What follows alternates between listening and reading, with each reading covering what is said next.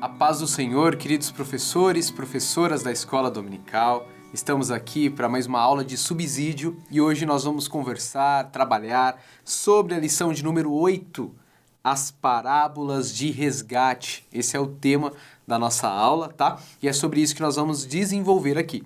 Quero trazer algumas informações, alguns acréscimos até o que está aqui na lição, para a gente refletir e você conseguir ter mais instrumentos para desenvolver a sua escola dominical, desenvolver a sua aula, né, com excelência, tá bom?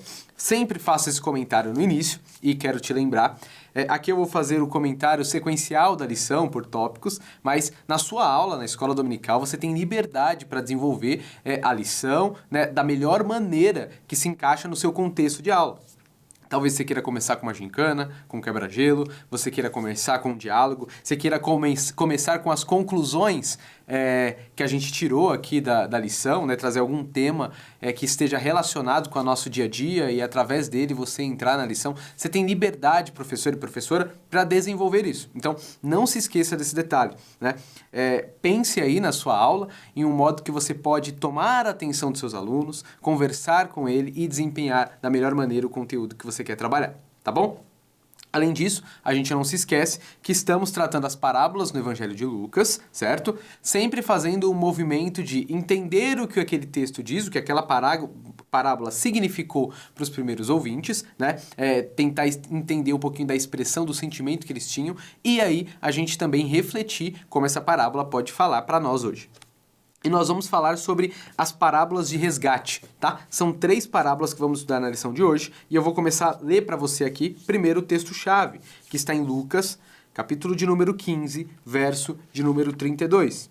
Diz assim: "Mas nós tínhamos que comemorar e alegrar-nos, porque este teu irmão estava morto e voltou à vida, estava perdido e foi achado." Certo? A síntese aqui é que são 3 parábolas que demonstram que o reino de Deus é um lugar de resgate e acolhimento de pecadores. E aí uma frase final, a esperança, tá? Quais os objetivos que a gente espera encontrar ao concluir essa lição? São 3. Entender as 3 parábolas de resgate. Então, falar sobre as 3 parábolas de resgate, os alunos têm que saber quais são as 3 parábolas. No final, eles têm que responder aí quais são as 3 parábolas que a gente estudou. Tem que ter clareza sobre quais são essas 3 parábolas da aula de hoje. Outra coisa, compreender que a missão de Jesus é resgatar os pecadores. Então, após estudar essas 3 parábolas, eles precisam sair com uma convicção clara que a missão do nosso Senhor Jesus Cristo e sua, passagem aqui foi justamente agindo e demonstrando esse ato de resgatar pecadores. E outra coisa, a gente tem que lembrar que devemos nos alegrar quando um pecador se arrepende. Então a nossa preocupação aí com o arrependimento, a conversão das pessoas, isso tem que fazer parte da nossa vida cristã. Tá certo? Nosso para refletir está assim: nosso Senhor pode ser chamado de um Deus resgatador. Ele vai ao encontro do perdido e necessitado para entregar uma nova vida e oportunidade. Tá bom? Nossa leitura bíblica está em Lucas, capítulo 15, verso 4. Mas eu quero citar aqui rapidamente com você, né? Porque nessa passagem de Lucas, na leitura bíblica, a gente só colocou o final da última parábola que a gente estudou, que é a partir do verso 4, que diz: "Qual de vocês que, possuindo 100 ovelhas e perdendo uma, não deixa as 99 no campo e vai atrás da ovelha perdida até encontrá-la? E quando a encontra, coloca alegremente nos ombros e vai para casa. Ao chegar, reúne seus amigos e vizinhos e diz: alegre-se comigo porque encontrei a ovelha perdida." Na verdade, é o texto, o trecho da primeira parábola das 3 que a gente estuda hoje. Então, você vai no capítulo 15, tá? Capítulo 15 de Lucas, você não pode deixar de se atentar para o que inicia esse capítulo, porque quando inicia esse capítulo a gente já tem o contexto do que ele vai ser desenvolvido. Então, como é a nossa primeira parte contextualizando a parábola, a gente já vê, já iniciando o capítulo 1, o que está acontecendo. Os primeiros versos dizem assim, ó: "E chegando-se a ele todos os publicanos e pecadores para o ouvir, e os fariseus e os escribas murmuravam, dizendo: esse recebe pecadores e come com eles. E lhe propôs esta parábola, dizendo." Então, qual que é a cena que nós estamos aqui inseridos?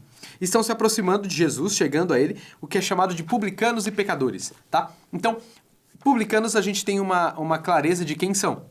Os publicanos são aqueles que cobravam os impostos dos judeus para os romanos. Os publicanos, eles trabalhavam para os romanos. Eles eram judeus, né, no sentido étnico, mas trabalhavam para os romanos. E eles eram muito mal vistos pela sociedade, porque eles estão trabalhando para o seu inimigo, essa é a ideia, né? Então, os publicanos, eles não são bem vistos pela sociedade, eles são tratados com desprezo pela religiosidade da época, principalmente por essa classe religiosa que a gente cita na sequência, que são os fariseus e os escribas, que estão murmurando. Murmurando por quê? Está próximo, Jesus come, Jesus anda, do lado, por exemplo, de publicanos, que são pessoas consideradas desprezadas ali, são pessoas que estão apoiando seus inimigos, né? São pessoas aí que estão contra o propósito, no sentido religioso ali para a época, do projeto de Deus para Israel.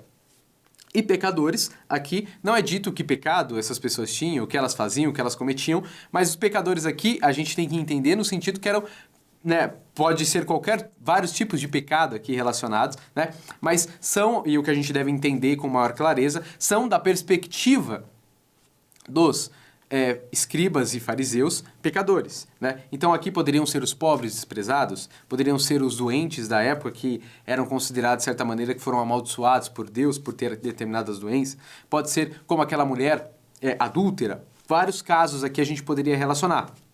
O texto não especifica, né? Mas são pessoas que a gente tem clareza, são pessoas que estão à margem da sociedade. Elas não estão ali na classe participando da beleza ali para os fariseus e escribas da classe religiosa. Não, eles estão excluídos da sociedade, são considerados pecadores e publicanos. E Jesus está com essas pessoas. Então, diante dessa cena, como eles reagem?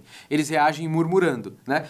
Como assim? Jesus, um profeta, né? Jesus, ele não é o Messias, e como ele está comendo ou andando com pecadores e publicanos? Essa é a crítica. Eles estão murmurando porque no ministério de Jesus, na ação de Jesus, ele está do lado de pessoas que são consideradas excluídas. São pessoas consideradas pecadoras, pessoas que estão contra o projeto de Deus, pessoas desobedientes, pessoas que estão distantes de Deus. É isso que eles entendem, por isso que eles murmuram. Então, Jesus conta 3 parábolas sequenciais. E por isso, a gente está estudando as parábolas de resgate, tá?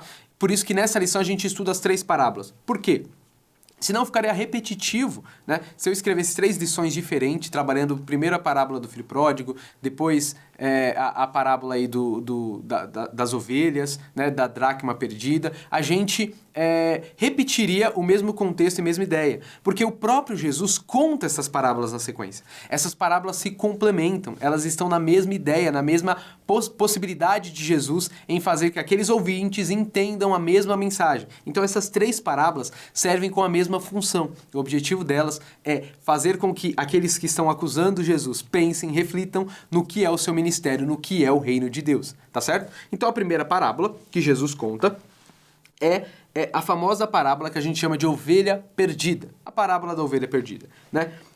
Então, diante dessa realidade, Jesus lança a parábola. É importante também, antes de eu já citar a parábola, que, de certa maneira, os acusadores de Jesus, eles estão baseados num texto bíblico de Salmo 1, né? Não se assentar na roda dos escarnecedores. Isso era uma tradição forte em muitos aspectos em Israel, né? Então, uma leitura fundamentalista desse texto faz com que, ao ver Jesus do lado dessas pessoas, né, eles falam, mas Jesus, ó com quem Jesus se relaciona. Já ouviu aquele ditado? Me diga com quem tu andas que eu te direi quem és. Eles estão mais ou menos nessa perspectiva baseada no Salmo 1, né? Mas Jesus está andando com pessoas assim, então como que ele pode ser um profeta? Como que ele pode ser o Messias? Então, eles tinham até um certo respaldo, a gente colocaria assim, das escrituras para dizer, ele não é o Messias, ele não é o profeta, olha o que ele está fazendo, olha com quem ele anda. Mas, Jesus vai trazer o sentido correto de como ler esse texto, por exemplo, Salmo 1, e como entender o que ele estava fazendo e a sua missão. E é por isso que a gente tem que entender essa mensagem de Jesus. Jesus lança a primeira parábola. Ele vai falar sobre a ovelha perdida. Qual que é a parábola da ovelha perdida? Que homem dentre vós, a partir do verso 4 do capítulo 15, tendo 100 ovelhas e perdendo uma delas, não deixa o deserto, as 99 e vai atrás da ovelha perdida. Tá? Põe ela sobre os seus ombros, vocês conhecem a narrativa, não vou ler aqui de novo, mas a parábola é a imagem de um pastor de ovelhas, uma imagem comum para a época, né? Um pastor de ovelhas que tem 100 ovelhas, mas uma das suas ovelhas se perde. O pastor de ovelhas, o seu trabalho é cuidar das ovelhas, é alimentar as ovelhas, é guardar, proteger as ovelhas, né? E esse pastor, ele deixa as 99, né? E vai ao encontro da sua ovelha que se desgarrou. E ele busca aquela ovelha, e ele traz a ovelha. E no final aqui, ele diz, no verso 6... alegrai-vos comigo, porque já achei a minha ovelha perdida. Então, o pastor de ovelha, ele fica feliz, porque ele foi ao encontro da sua ovelha e achou aquela ovelha. Veja, o pastor, ele não deixa as 99, né, ele deixa fisicamente as 99. Né, ele não está presente fisicamente ali, mas ele protege aquelas 99. Ele guarda aquelas 99, elas estão protegidas. Por um momento, aquelas ovelhas podem pensar, mas cadê? Cadê o nosso pastor aqui, né, que não está cuidando da gente? Mas ele foi fazer o seu trabalho, a sua missão. Então ele guardou aquelas e foi ao encontro da que se perdeu e trouxe a que se perdeu. E quando traz, o texto diz que ele se alegra. Na sequência, a gente já tem uma nova imagem construída por Jesus, que é a parábola aí que a gente chamou aqui, eu chamei de a parábola da moeda perdida, você também pode ter conhecido como a parábola da dracma perdida, que na sequência Jesus diz assim...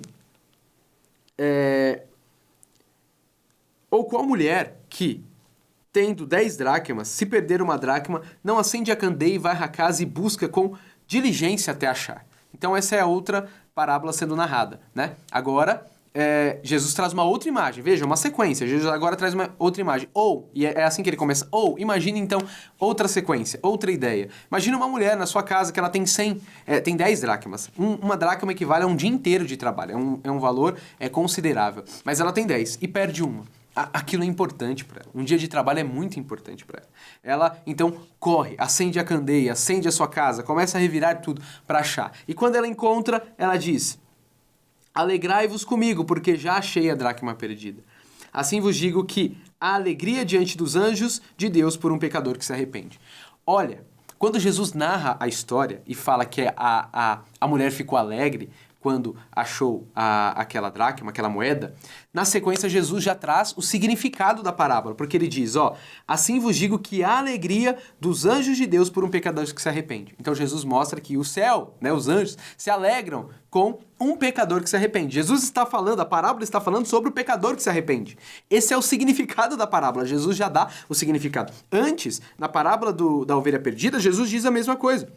Digo-vos que assim haverá alegria, verso 7 do capítulo 5, do capítulo 15, perdão. Digo-vos que assim haverá alegria no céu por um pecador que se arrepende, mais do que por 99 justos que não necessitam de arrependimento. Então, Jesus está dizendo que a parábola que ele está fazendo referência está nesse contexto que a gente já viu que estava acontecendo. Jesus está falando, ei, um pecador que se arrepende, a festa, a alegria, se alegrem comigo por um pecador que está se arrependendo. É isso que Jesus está dizendo. E aí, ele vai para a terceira parábola, que a gente chamou aqui da parábola dos filhos pródigos, né? Você também pode conhecer como a parábola do filho pródigo. Na verdade, a gente chamou na lição a parábola dos filhos perdidos, né?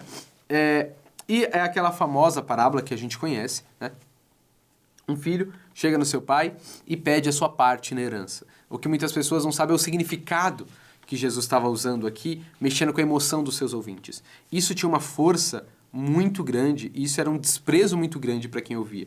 Quando o filho pedia, né, para o seu pai a sua parte na herança, ele está cometendo algumas, a gente diria assim, infrações para a sociedade forte. Porque, primeiro, que a herança é dada depois que o pai morre, certo?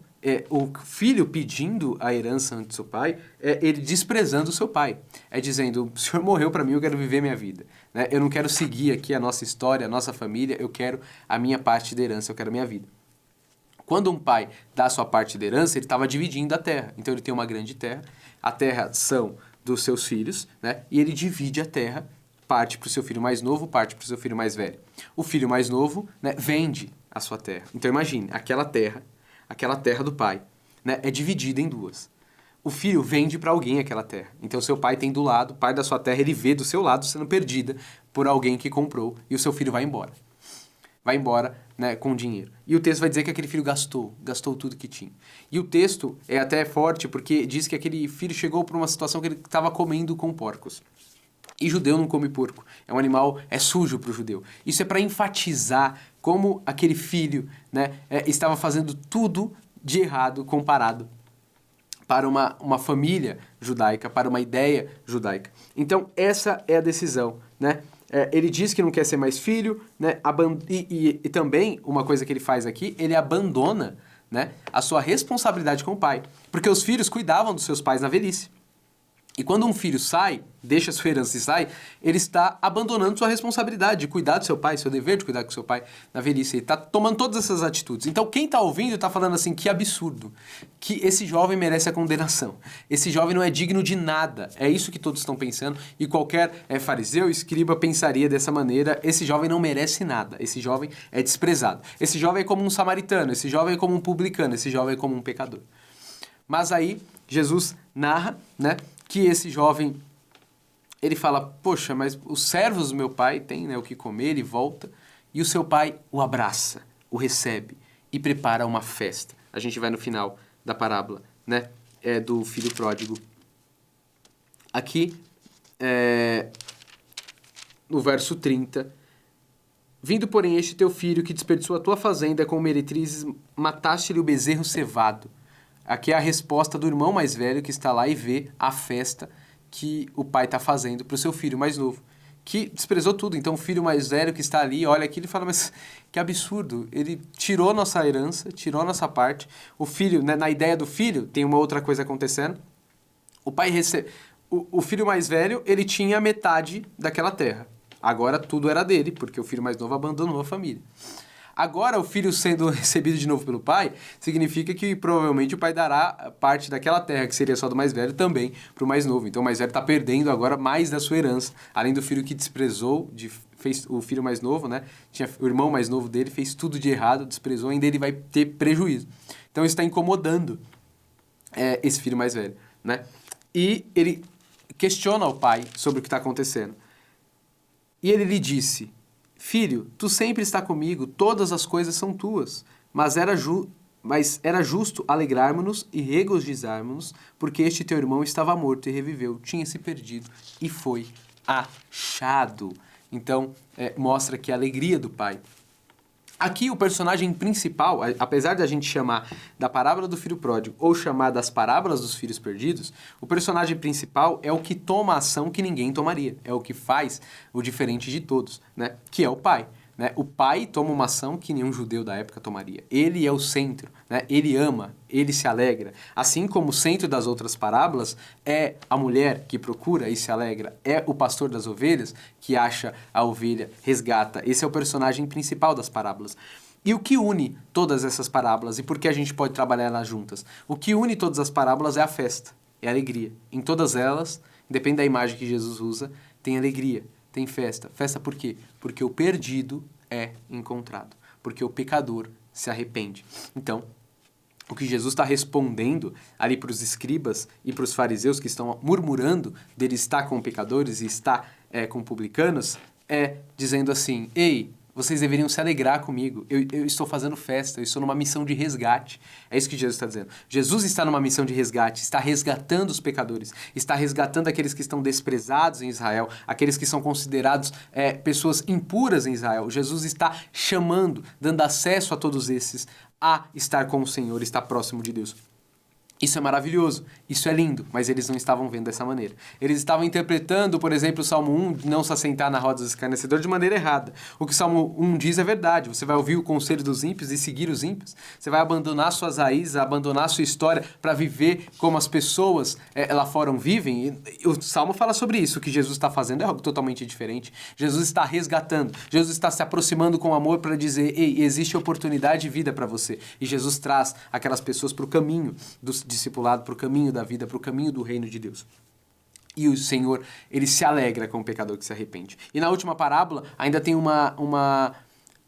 agravante que Jesus, né, a gente pode relacionar da fala de Jesus para aqueles que o escutam, né, que é o filho mais velho. Os escribas, os fariseus, são como esse filho mais velho que, ao ver, né, as pessoas sendo abraçadas por Jesus, os publicanos, os pecadores sendo acolhidos para o reino de Deus, eles se incomodam, eles não se alegram, eles não querem participar da festa. Os escribas e os fariseus são como essas pessoas, né, que estão ali diante do resgate de Deus, que está salvando, está trazendo a festa no céu, por fazer o pecador se arrepender. mas eles, né, estão tristes porque Jesus está recebendo de volta esses que fazem parte do povo, mas estão sendo desprezados. Então, a questão do jogo aqui, da narrativa, não é dizer que eles não tinham pecados ou tinham pecados. Né? Eles tinham muitos pecados, eles tinham as suas limitações, suas dificuldades, eles tinham seu desprezo pelo povo, mas Jesus não está olhando para isso. Jesus está resgatando e chamando e resgatando todos para participar do grande povo de Deus. Então, essas 3 parábolas se alinham, né, na festa que há por um pecador que se arrepende, e todas elas mostram que Jesus estava numa missão, a missão de resgatar os pecadores, ok? Daí, entendendo isso, é isso que estamos tratando aqui, né? No ponto final eu coloquei na parte 5, então aqui eu comentei a parte 1, contexto maior das parábolas do resgate, lembrando qual que é o contexto, o cenário. Tratamos no ponto 2 da parábola da ovelha perdida, aí na primeira parte do texto. Né? No ponto 3, a parábola da moeda perdida. Ponto 4, a parábola dos filhos perdidos. E depois, o ponto 5, para finalizar a primeira parte da nossa lição, a festa é o que une todas as parábolas. Em todas as parábolas existe comemoração pelo resgate do pecador, e quem festeja é o Senhor e o céu. Jesus está explicando a necessidade de se alegrar com as pessoas que acreditam na mensagem do Reino de Deus e se arrependem de seus maus caminhos. O arrependimento dos perdidos e sua volta para Deus significa que o reino está sendo inaugurado em Jesus Cristo. Deus está cumprindo sua promessa de resgate aos necessitados. Os acusadores de Jesus estão vendo todos os sinais e, em vez de demonstrar alegria, tentam atrapalhar a festa no céu. Deus está fazendo uma mudança em Israel por meio de Jesus, resgatando todos de um caminho distante de Deus para se aproximarem da vida do reino. Ninguém é excluído desse projeto. Todos os que se arrependerem, não importando quanto distante estavam, são recebidos com festa pelo Senhor. Tá? Então essa é a ideia contextual aí da parábola. E aí a gente vai para a nossa parte de aplicação. E o desafio agora, professor e professora, é aplicar essa mensagem para os nossos jovens. Eu coloquei 3 exemplos de aplicação aqui, mas você, ao ler essas parábolas, pode ter algumas outras questões que você queira aplicar e refletir com os jovens sobre isso. Eu narro aqui, a primeira que coloquei é que o que alegra o céu deve alegrar a terra. Isso é a oração do Pai Nosso. Venha o teu reino, seja feita a tua vontade, assim na terra como no céu. Os cristãos são convidados a se alegrarem com aquilo que alegra o céu. E o que alegra o céu é o pecador se arrependendo. Então aqui, né, diante das parábolas e crítica de Jesus aos seus adversários, os discípulos aprenderam a lição do que traz alegria para Jesus e todo o céu. Né? Um pecador, não importando quão desprezado seja pelos outros, ao se arrepender é aceito com alegria, é recebido com alegria. Então não importa o que uma pessoa tenha feito, o erro que ela tenha cometido, não importa como ela é vista para a sociedade, não importa quão amargurada, quão destruída, né, quão prejudicial ela pode ter sido em algum momento da história dela, essa pessoa ela é recebida com alegria quando se arrepende. Essa pessoa é recebida com alegria quando entende que existe um caminho de vida em Jesus Cristo e ela é abraçada por esse Jesus e quer seguir esse Jesus. Há festa no céu. Então, com qualquer pecador que se arrepende, isso é uma lição que fica para as pessoas. Se a conversão das pessoas para o seguimento de Jesus alegra o céu, isso também deve nos alegrar aqui na terra. Nosso interesse com a juventude cristã é participar do movimento de Jesus, um movimento de resgate. Nossa alegria é ver almas rendidas aos pés de Jesus. A nossa sociedade, ela não caminha da mesma maneira que é a proposta, né? A proposta do Cristo, do Senhor, é o resgate, é acreditar que as pessoas podem ser transformadas pelo reino. Um monte de gente, um monte de ideologia não acredita na transformação, não acredita no resgate, não acredita que alguém possa ser digno do céu, né? Mas ninguém é digno de fato. Mas ao ser abraçado pelo Senhor, nós podemos participar com Ele disso, por causa da sua graça e amor. Então, nós como jovens, não podemos nos esquecer que o mundo pode estar caído, o mundo pode estar cheio de maldade, mas nós somos chamados, né, a participar desse movimento de Jesus, que ao olhar as pessoas, não importa que condição elas estão, sabermos que podemos anunciar o reino de Deus para elas, e se elas ouvirem esse reino e quiserem esse reino, elas serão recebidas com festas, com alegria, com cânticos, porque um pecador que se arrepende traz festa no céu. A segunda questão é: não tenha medo de perder seu espaço. Isso é um outro ponto que a gente pode aplicar para a nossa vida além dessas parábolas, e principalmente a última parábola, né, do filho pródigo ali, que o filho mais velho que está ali, ele está muito incomodado, não está feliz com o filho que voltou no momento de festa. E aí a gente pode fazer uma reflexão de nos colocarmos em alguns personagens que está. E vamos nos colocar agora na posição do personagem do filho mais velho. Vamos nos colocar nessa posição. E quando os pecadores se arrependem, e aquela pessoa que a gente olhava e achava que ela não era digna, né, que ela teve muitos delitos na sua história, ela era uma pessoa muito ruim na sua trajetória, quando ela é recebida, quando ela é acolhida, quando ela entra na comunidade, quando ela se arrepende, a gente se alegra com isso, a ponto de deixar ela participar desse reino? Ou a gente acha que a gente está perdendo espaço, a gente acha que está perdendo a oportunidade? Então, um pecador que se arrepende, a pessoa entra na comunidade, ela não vai ter oportunidade de servir na comunidade, ela não vai ter oportunidade de cantar, de tocar, de celebrar, ela não vai ter oportunidade de participar da vida do reino na nossa igreja. Ela terá essa oportunidade e é chamada a ter essa oportunidade. E nós que estamos aqui, não podemos achar que estamos perdendo espaço ou achar que eu tenho o meu cargo, eu tenho a minha posição e se achar sempre ofendido com isso. Nada é nosso e tudo é do reino de Deus. E no reino de Deus a gente se alegra com mais pessoas que entram para essa caminhada, com mais pessoas que participam do nosso ministério de louvor, com mais pessoas que participam do nosso grupo da mocidade, com mais pessoas que têm a capacidade de nos ajudar da liderança da igreja. Nós não nos ofendemos quando entram mais pessoas no reino para servir no reino. Nós abrimos espaço, nós damos oportunidade, nós nos alegramos na igreja. E essa parábola também nos faz refletir sobre essa questão. Não sejamos pessoas egoístas no reino de Deus, mas que venhamos a aprender que a igreja é do Senhor e nossos talentos são empréstimos que recebemos para a glória dele. Isso é uma outra questão que não podemos esquecer e temos que aprender. E daí, nós vamos para o terceiro ponto que eu coloquei como reflexão para a nossa aplicação para a nossa vida, tá? Qual seria? Deus é resgatador. A gente não pode esquecer disso em hipótese alguma. Deus é resgatador. Esse é o projeto de Deus desde o início da narrativa, da criação, quando o homem se perde. O que Deus vai fazer? Vai resgatar o ser humano, vai resgatar aqueles que se encontram distante dele. Então o ser humano ele vai se entrando, adentrando no seu egoísmo, na sua maldade, criando coisas absurdas, criando seus deuses, mas Deus ele quer resgatar. E nas parábolas que Jesus narra e na ação no ministério de Jesus, nós vemos alguém preocupado em resgatar as pessoas. E aqui a gente pode refletir sobre o resgate daquele que estava no nosso meio. Eu já falei, né, no ponto que alegra o céu deve alegrar a terra. Sim, o pecador se arrepender, a gente entendeu aquilo. Mas agora eu quero trazer uma reflexão diferente quando eu falo sobre Deus é resgatador. A gente pode olhar com outro olhar isso. Imagine as pessoas que era uma ovelha que estava no nosso rebanho. Imagine uma pessoa que ela é o filho que estava na nossa igreja e saiu. E deixou. Assim como aqueles de Israel, o publicano é considerado que estava na família, no povo de Deus, mas ao trabalhar para o império, deixou a caminhada, deixou a lei. Os pecadores também são vistos dessa maneira, como estavam cumprindo ali as ordenanças, mas deixaram. E porque casaram-se com pessoas que não deveriam casar, tomaram decisões que não deveriam tomar e deixaram, abandonaram o que os escribas e fariseus consideravam como o povo de Deus.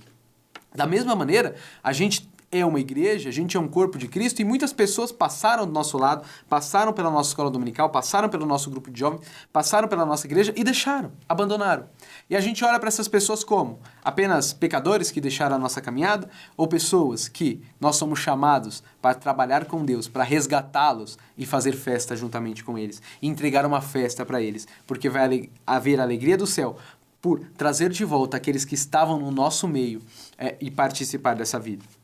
Então, essa lição e esse último ponto sobre as parábolas de resgate é um convite para mim e para você. Um convite de talvez nós possamos refletir como grupo de escola dominical, como grupo de jovens, como uma juventude cristã, de resgatar algumas pessoas que não estão mais na nossa caminhada. Por que a gente não vai fazer uma visita para pessoas que não estavam mais ali e nós vamos lá tomar um café com essa pessoa, comer com essa pessoa? Por que a gente não marca uma saída, um passeio e convida as pessoas que já passaram por nós, né, para andar com elas, para conversar com elas, para gastar um tempo com elas e, né, mostrar o nosso amor e carinho e chamar elas de volta a participar dessa vida em comunidade? Deus é resgatador e Deus quer contar com a sua igreja, com a sua juventude, com os alunos da escola dominical, com os professores da escola dominical, para resgatar aqueles que também estavam no nosso meio um dia e hoje não estão mais. Essa é a proposta que nós não podemos nos esquecer. Deus quer resgatar e resgata através de nós, nos chama para participar dessa vida e obra do céu. Conclusão.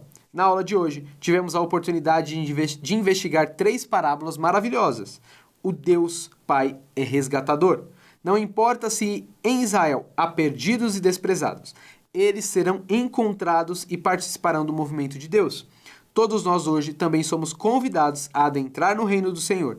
Deus quer realizar festa no céu e conta com seus discípulos para trazer os convidados. Tá certo? Então, essa é a ideia. É isso que nós queremos refletir na lição de número 8, falando sobre as parábolas de resgate. Espero que esse vídeo possa ser útil para ti, né? Refletir na escola dominical, tratar com os seus jovens, com a sua juventude e possa abençoar a sua sala e todos os participantes. Fiquem com Deus e até a próxima aula.